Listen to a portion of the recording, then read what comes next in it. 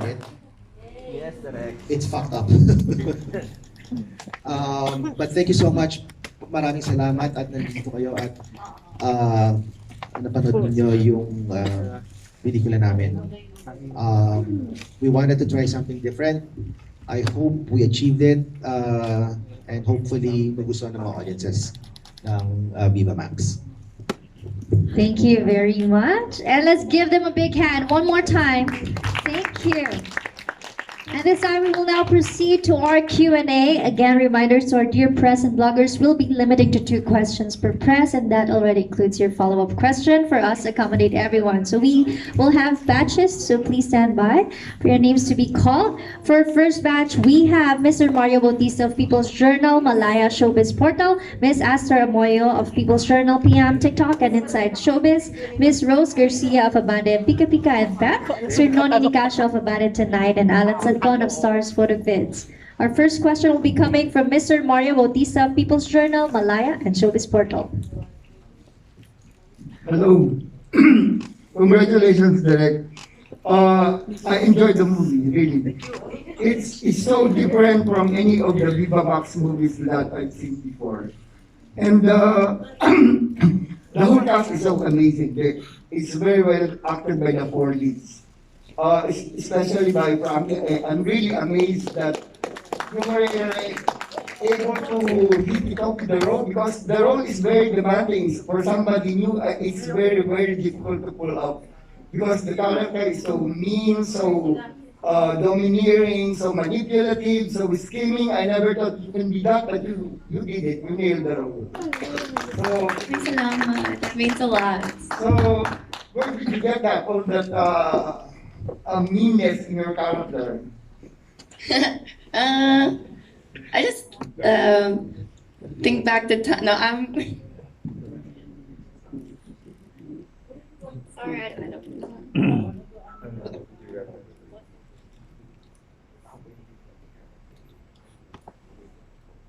Oh, Direk Yam was really encouraging. Like, he really brought out the Camille in me.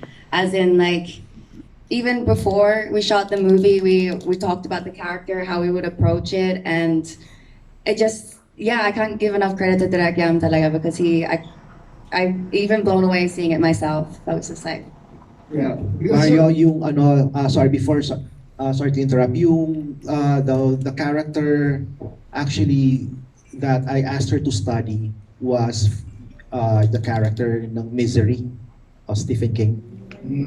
Actually, what he reminded me of was Glenn Close in Dangerous Relations, if you Also saw that movie. Yeah? Because the character was like that, very scheming, trying to manipulate all the people around her. So she's more closer to that, I think. Yes, kasi sabi nga niya, she's the perfect girl. But I really cannot, kasi judging from her past movie, yung Pabuya, she's so different from there. And I never really thought that she'd be convincing in this kind of role. Wow. again, Direk Yam really pulled that out of me, and I'm just.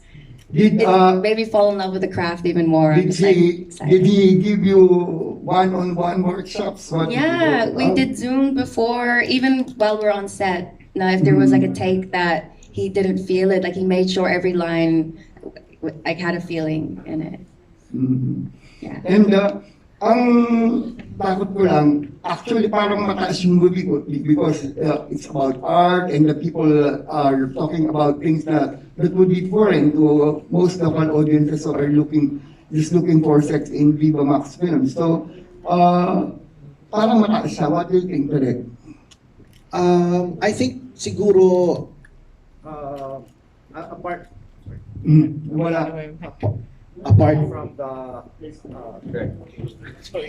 apart from that yung subject matter, Sir Mario, yung yung ride ng ma-entertain yung audience, take that out para ma-entertain sila sa ride ng characters, yung progression, yung arc ng characters, kung sila ma-entertain. Ano lang to, these are spices sprinkled everywhere, pero they will follow the characters, like how you enjoyed it, like you said, dun nila susundan. Hindi namin naisip yung art or what. At sa akin, palabok lang yun. But the end is really insane. I mean, di ba, kaimbang, the two of them making out while Franki lying there, injured. Did you really envision it to be that kind of ending for the movie? Yes. What we wanted, and I told everyone, I told the guys, was this. Let's have, yes, there are sex scenes, pero let's counter that every time. Meaning, for one example would be, they were having sex, pero they're fighting. Mm-hmm. Si Kiko was literally on her legs in between, but she was being a brat. Pero meron ding scenes like they were like, talagang super sexy na nilang dalawa, pero you can't, nandito yung dalawa sa kabilang seat kumakain ng pizza na may ketchup. I wanted a counterpoint of emotions. Magugutom ka ba or ma-el ka? So that's something that I want you to feel, and kaming ng actors. Yun ang gusto namin na ma-experience ninyo. Ava is very good, and of course, Jay is very reliable. And Kiko is also very good, especially in that parting scene with Thea. You gave a very nuanced performance in your scene there. So, congratulations to everyone. And also, I like the music, the very ominous score, di ba, all throughout. It really is very affecting. Thank you and congratulations. Thank you. And Franki, this is a tough act to follow. I hope your next assignment will be as good as this one. Thank you. The next question will be coming from the Aster of Amoyo. Please go ahead, Miss Aster. Sinabi mo na eh. I'd like siguro to sususugan ko lang yung sinabi ni Paring Mario kasi like in fairness to you, Frankie, you pulled it off. Mas natandaan ko ito kaysa sa Pabuya. I don't want to compare, pero totoo, nag-shine ka dito ng gusto. Si Kiko naman, consistent naman siya talaga. In fairness to you, consistent ka sa acting po. And then, being a writer, at the same time, director, cinematographer, rolled into one. And this is your first time to work with the both of them. I don't know with Francis or the rest of the cast. So, how do you prepare for this project? The first thing I did talaga was was to really make the story solid. Because when you see pag napanood natin yung mga movies ng Viva Max, minsan kasi challenge ako ng Viva eh. Do something always different. Always something different. So I try to do something different. Sinulat ko siya. And then tinignan ko yung buong kwento. If you look at it, napakasimple ng story eh. It's just people cheating each other, love affair. We've seen this a million times. Pero I went inside the characters, and then I went inside the minds of the characters, and then nung sinulat ko na yung script, sabi ko, ibahin ko, I will go out of the box. So nung nagsulat ko na yung characters, and then nag-casting kami, I had to rewrite it again. When I learned it's Kiko, when I learned it was Franki, when I learned it was Aba, and then everyone else, and of course Jay Manalo. And then I asked for a table read. Nag-table read kami. I was reading, we were reading as characters, and I was writing notes. I was taking notes of their nuances, of how they speak, para the characters that they do, it will not be like them in person. Kaya ginawa ko yun. So, okay, si Kiko has this habit, si Frankie has this, si Aba has done this, I've worked with Aba. So, ayoko si Aba maging cliche na hubad-hubad, ayoko siyang maging cliche na ganito na naman yung acting. So, everybody there, and Jay Manalo, sabi ko, all very quiet, you're not superior here, you're not the macho. Ikaw yung kawawa here. So, dun ko tinailer yung character. And then, as a director and the filmmaker, my objective and my happiness is to see the performances of these great actors. Yun lang yung aking kasiyahan sa lahat. Natuwa ako at nakita ko sa, sa gawa nila that they're very good. They're very, very good. We pulled it off. And in fairness to you, Direk, napakaganda rin ng mga shots. I mean, you know, even the sexy scenes, kahit sabihin natin puro sexy, pero maganda yung pagkakagawa. And then maybe I can throw in the same question sa inyo, Frankie and of course Kiko. How did you prepare for this role to be different from the rest of the other movies na ginawa nyo na? Direct, yeah. I can't say anything. He wrote it, he directed it, he produced it, he lit it himself. Like, wow. So I just wanted to give the utmost respect to the script and, you know, 100%. I was there. Frankie was there too. Everyone was there. Yung just a trivia lang po, yung ending, just an example of how I would like to collaborate with my actors. The ending scene with Kiko. I was telling him that this is sad, this is the cigarette is a metaphor of you to quit, metaphor ito, and then you feel sad because Camille is supposedly maybe dead na, and then Kiko said, "Can I cry here?" So, yes, please, please, Kiko, go. That was Kiko. I said, "Go ahead, cry," because what you know, you lost your love, the love of your life. Tapos ang naano ko lang direct, napansin ko nga lang na although the ending was unpredictable, kasi akala ko mamamatay si Frankie, di ba, yung character ni Frankie. Yung bakit ganun ang naging ending nyo? There are two things there that people can interpret eh. Ang original intention ko was, that was a revenge na doon sila nag-sex sa loob ng hospital. Just to to spite lang si the character of Frankie. Okay, gaga ka ha. Okay, sige, ito gagawin namin sa to. But in the editing process, we were talking about that, and then napansin ko naman, it just nag-flow lang siya. It felt like it was just in the mind of the character, eh? Because she's I would say, not to insult people with mental illness. She has this mental illness. She has that certain delusion. So most likely baka yung sexy na yon is just her imagination. Like even the touching of the breast of yung nadumihan yung painting, that's probably just her paranoia. That may not be true, but the bida there is the statuette kasi that was always her obsession, na parang she's very materialistic eh, sobrang siya, materialistic. So in fact that is just probably her paranoia, tita. Thank you so much, and of course congratulations to all of you. Thank you. Thank you. That was Ms. Esther Moyo, People's Journal, PM, TikTok, and Inside Showbiz. Up next, we have Ms. Rose Garcia of Abante, Pika Pika, and Pep. Ayan. Hello po, good evening. Direct pansin ko dun sa ending, parang pwede siyang may part 2. Inisip mo na ba yan? Well, actually, no. Ang malas ko sa mic.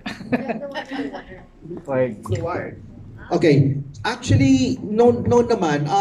It can be. There can be. Pero for now, that's the end of it. And I just wish that my actors who are part of the film would do, acting jobs, more better characters in their other films, even if I'm not directing it. I just wish they do that more. Okay, thank you, Direk. Kay Frankie, kay Frankie. Nung in-offer sa'yo itong script, itong movie, yes ba kaagad? And nagustuhan mo na ba siya agad? Na-challenge ka ba? How was your reaction? As soon as I heard it was Direk Yam, I was a fan of his work. Like I watched Greed with Nadine, and actually I watched Paraluman also, and Death of a Girlfriend, AJ. I was just blown away. I was like, wow, like I get the opportunity to work with him. It was a no-brainer. And then when he told the story, I was like, wow, I have to be a part of this. Like, it was just so twisted and napagandang kwento. Yeah. Actually, na-surprise din ako sa'yo dito. Yeah, hindi ko din in-expect na... Kilig ako, salamat. So anyway, after this movie, ano ba, mas daring pa ba? Mas may ide-daring pa ba si Frankie? Ano? I mean, it all depends on the story. You know, if it's a good project, if it's necessary to the story, I mean, I don't know. But are you the type of actors na you're not setting any limitation or something? I have limitations naman. I mean, I don't want to put myself in a box of what kind of actress. I think it's good to be versatile and yeah, just Okay. Last na for you. Dun sa character mo, saan ka nakarelate? Or ano yung, paano mo nasabi, anong meron si Frankie dun sa character? ooh. Camille is so twisted, so it's hard to. I feel like she's very opposite. Yeah, she is very opposite to me as a person. I feel. She's very dominating. Is that the right word? And just like, I don't know. It was so fun to play that character because I felt like he was really not, even to the smoking cigarettes, and it was just like embodied a whole new. So you don't smoke? No, it sounds like it. My voice is always like this. Okay, thank you. Okay. Kay Kiko. Oh, yeah. Kiko, ikaw, dun sa character mo doon, when you're in a relationship or when you're in love, ganun ka rin ba? Or ano yung resemblance ng character sa totoong buhay? Very dim because the way I talk, I had to speak more English and I liked it. And then actually, I'm just allowed me to talk English. Me relating myself to the character, maybe when I was in high school, how you love like that, you know, when you know that, diba? But yeah, it's the love of your life. It's like the girl you find when you're young. So it's Nawala yun. rare feat. Like, but I mean, if you love one, like if you have the first, like the love of your life, you're not gonna have another one. Ang dami nila. Nawala, Ayun, ayun yan. na. Oh. Nawala yung ganun mo, Kiko? What do you mean? Sorry. Yung the way you fell in love? No. I mean for the Hindi, sa totoong buhay, ano yung sa karakter mo, paano nakikita naman ikaw? yeah, guess that's the same. So how I loved when I was a kid.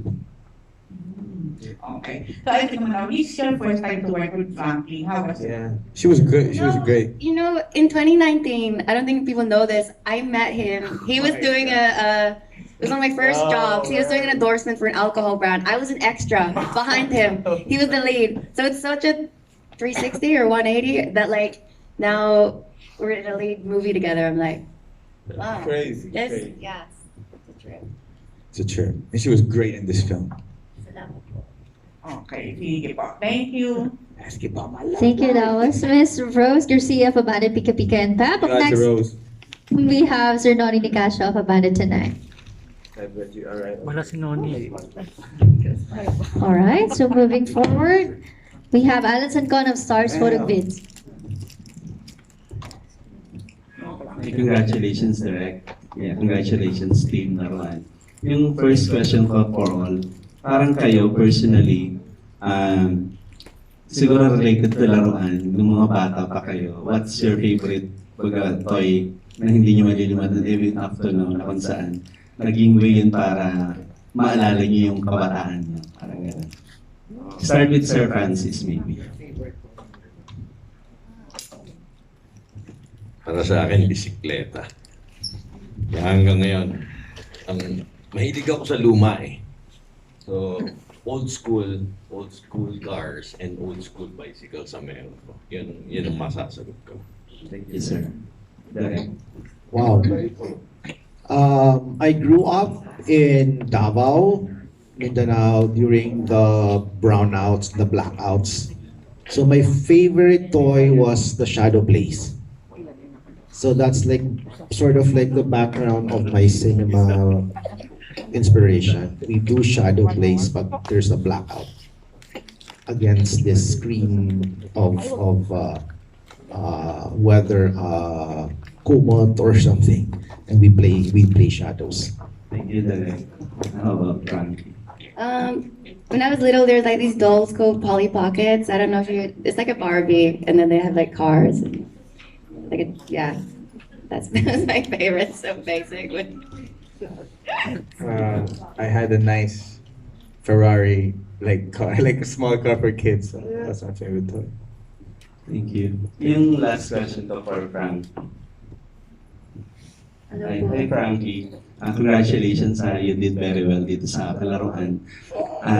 Nakikita nga namin parang, parang ikaw yung kontrabidang kahit kontrabida at galit na maganda pa din sa screen. Di ba? Pero, are you comfortable doing kontrabida roles rather than a bida? Kumbaga, if given a chance to choose, ano yung mas gusto mong gawin? Maging kontrabida, that you prove yourself that you are a good kontrabida here.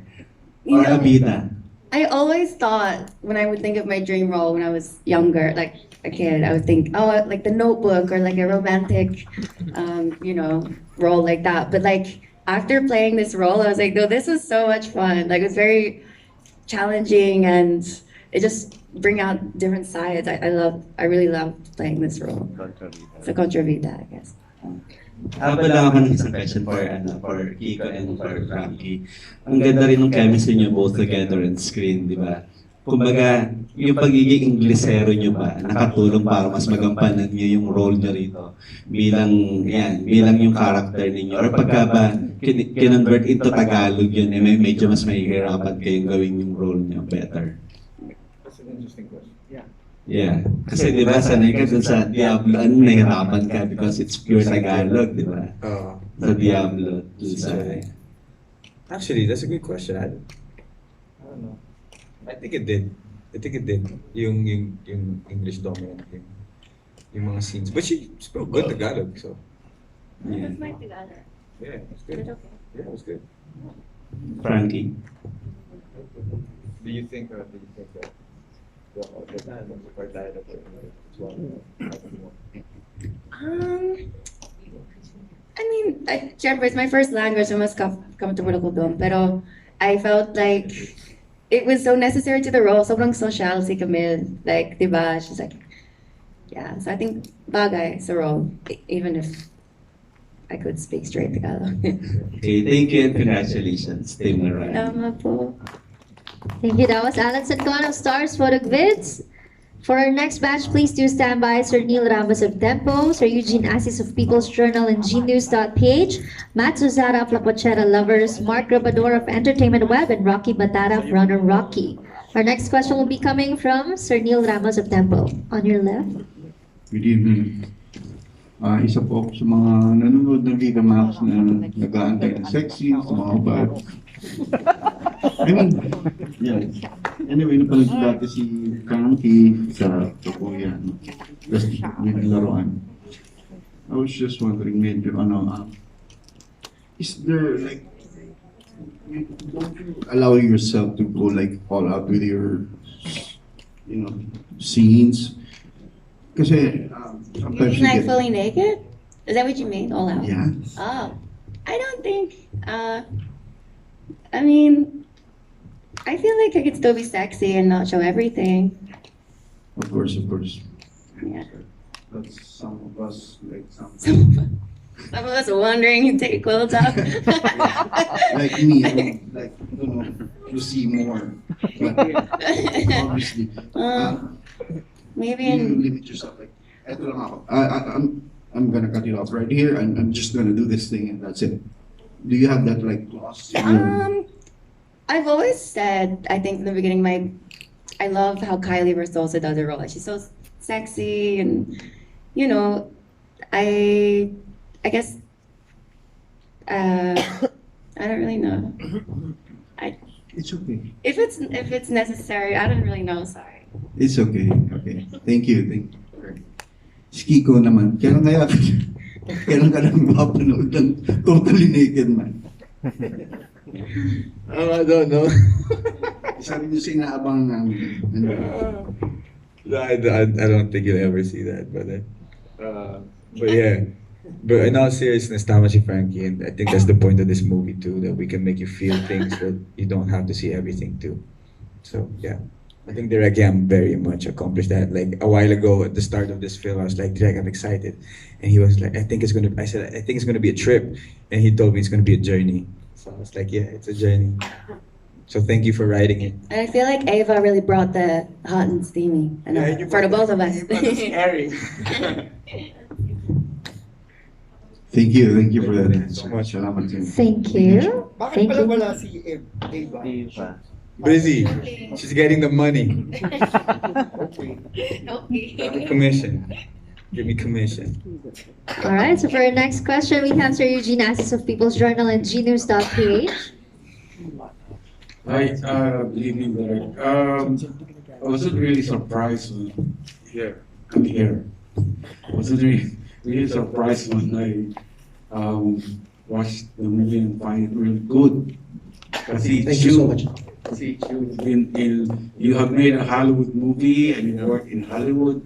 Kaya alam mo, you haven't, wala ka bang wish na parang mas malaking budget because hindi ka nagpakita ng burning house tapos yung mga ambulance na tunog lang, yung mga ganun. So, nag-wish ka ba na dapat mas malaking budget?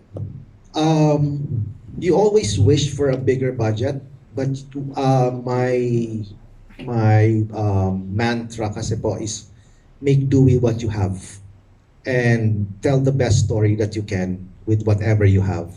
I've been, you mentioned Hollywood. I've met producers who told me that the problem of a $1 million budget, you'll have the same problem with a $100 million budget. It's the same problems and you will still ask for more even if you have more. So dito po sa laruan, this is what the budget gives us. We'll make sure that we focus on the story and not in the special effects and everything else. What matters are the most important scenes lang po. And yun, na-achieve mo talaga. Medyo the movie is full of metaphors. Talaga ano siya, metaphoric movie. Anyway, my next question is for both Frankie and Kiko.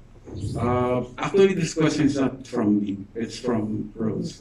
Having to feel, about myself well, again. in your life now, you've been a laruan of anyone. Oh, I think this is really good. I think, in all honesty, I think we all had our times. Like we got played and we played, nang laro at nilaro. So, yeah, to each his own.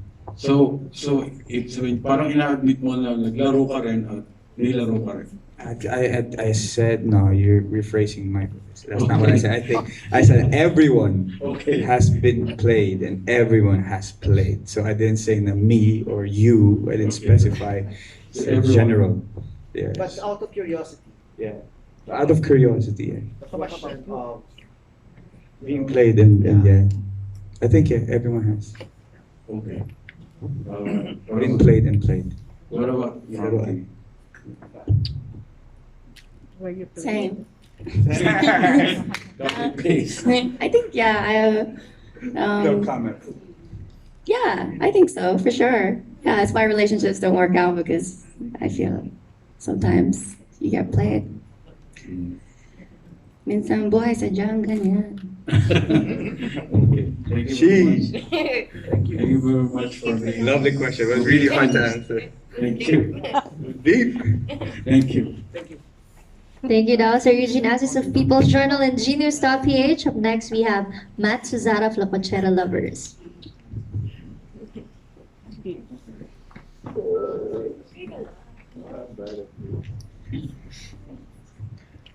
Hello po, good evening. Question ko po kay Derek. Derek, anong naging inspiration mo while writing the script? Wow! Alam mo, hindi ko nga naisip yun what inspired me but the first, yung motivation na lang siguro was that to make a different kind of Viva Max movie. I'm not saying that I have to make a better quote-unquote Viva Max movie because there are a lot of very good Viva Max movies, no? But I just want to make something different.